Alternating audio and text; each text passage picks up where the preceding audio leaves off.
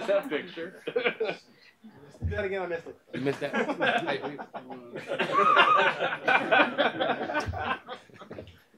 Questions? Right here on the right here.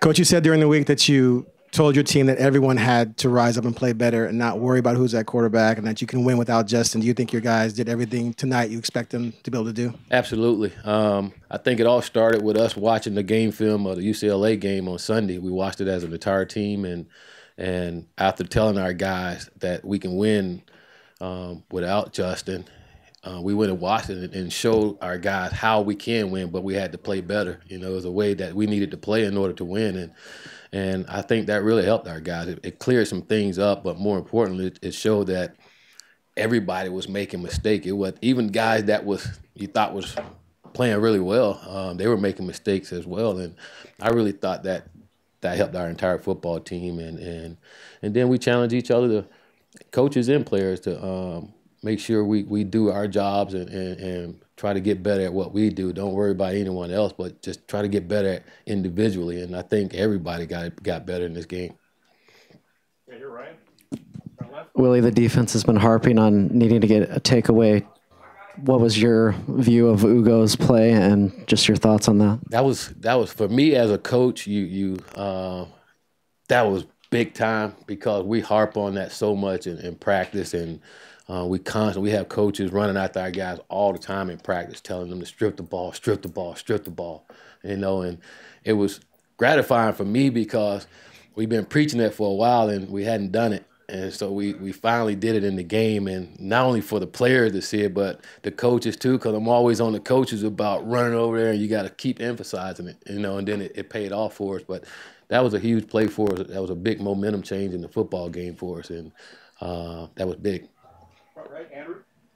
Between Tony and Taj, you guys attacked the edges so well tonight. Was that something you saw about Utah that you thought you could rush to the edges and kind of expose them?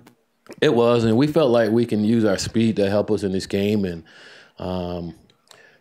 going into the game, we said we needed to get the ball in our playmakers' hand. You know, that's one way of helping Braxton out, is making sure the guys that touch the ball are guys that can make plays with the ball. And all of those guys did a great job with it today, and that was great to see. Right, left, Steve. Got it in Charles' hands too, and he looked like he fell down about 3 times and then threw it into double coverage. Was that? Take us through kind of what you were seeing as that was developing. I was saying run it, you know, because he came around and the guy almost tackled him and he stayed up, and I was screaming, run, run, run. And Charles been saying all week, he went to the radio show with me this week, and he said the one thing he hadn't done and he wanted to do was throw a touchdown pass. And we put one in for him this week, and we called the play, and then we had a false start. And we wasn't going to call it, and I said, you know what, let's run it anyways. And he did a great job with his balance of staying up on that play. And it was great because Breland always in my ear, Coach, just throw me a fade ball. I did it all the time in high school. I can do that. And Charles threw that ball up, and he did a great job, Moss and whoever that was, and catching it at the highest point and coming down with it. And it was just great because our guys, some of those things they were doing, our guys kind of spoke it into existence. You know, they're talking about it all week long. And it was great to see them do that and have fun with each other. That was the play you put in this week? Yes. Right, Jason? Yeah, Coach, I'm probably asking a question I already know the answer to, but I assume Justin was not cleared medically to play in this game. And then the second part, Braxton seemed to play a lot better. Braxton, that's what happened when you get reps. You tend to get better. And I thought Braxton did a good job. It was great for him to be at home and get his first victory as a starting quarterback.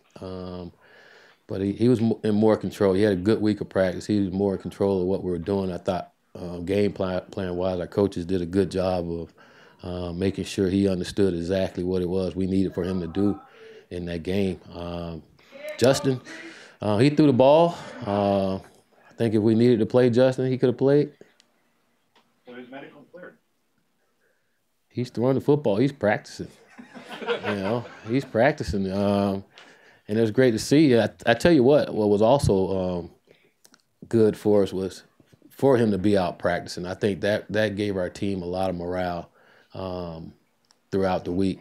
Just seeing him out there throwing around and being a part of teammates, and I know that made Justin feel a lot better. Just being out there and suiting up and being around his teammates too, and feeling like he's a part of it. So I thought it was big in a lot of ways. And I tell you, I said earlier, we heal differently, and he's healing differently than most, and he's healing fast, and he's drinking his milk. You guys hear me say that all the time, but I'm serious. He drank milk like he's drinking water, not that candy ass milk. He's drinking that vitamin D whole milk, and that's great, and it's paying off. He's healing fast.